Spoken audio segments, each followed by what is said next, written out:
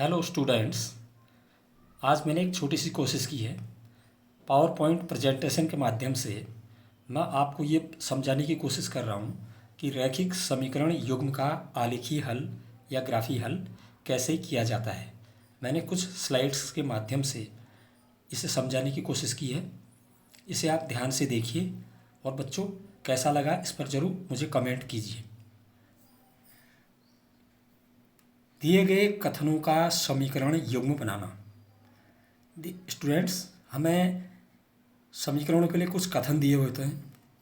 उन कथनों को हम ध्यान से पढ़ें और उसके बाद सर्वप्रथम ज्ञात की जाने वाली राशियों को अलग अलग चरों के रूप में मानकर दिए गए कथनों के आधार पर रैखिक समीकरण युग्म बनाएंगे। पहले चर को x और दूसरे चर को y मानकर दी गई शर्तानुसार क्रमशः प्रथम और दूसरी समीकरण का निर्माण करेंगे। आलेखन बिंदुओं को ज्ञात करना। आलेखन बिंदु कैसे निकाले जाएंगे ये मैंने बताया है। दोनों चर राशियों में एक को स्वतंत्र चर तथा दूसरे को परतंत्र चर मान लेते हैं। स्वतंत्र चर के मान स्वेच्छा से रखकर उनके अनुरूप परतंत्र चर के मान ज्ञात कर लेते हैं।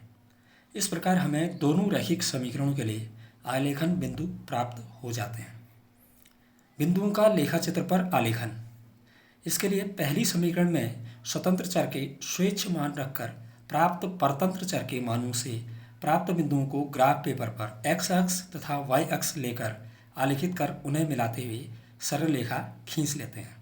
इसी प्रकार दूसरी समीकरण में स्वतंत्र चर के स्वेच्छ मान रखकर प्राप्त परतंत्र चर के मानों से प्राप्त बिंदुओं को ग्राफ पेपर पर x अक्ष तथा y अक्ष लेकर आलेखित कर उन्हें मिलाते हुए सरल रेखा खींच लेते हैं।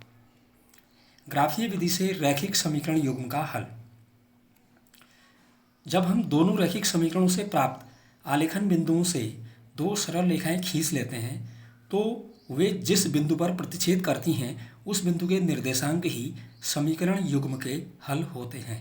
पहले चर का मान x निर्देशांक बिंदु जो भी आता है वो पहले चर का मान होता है।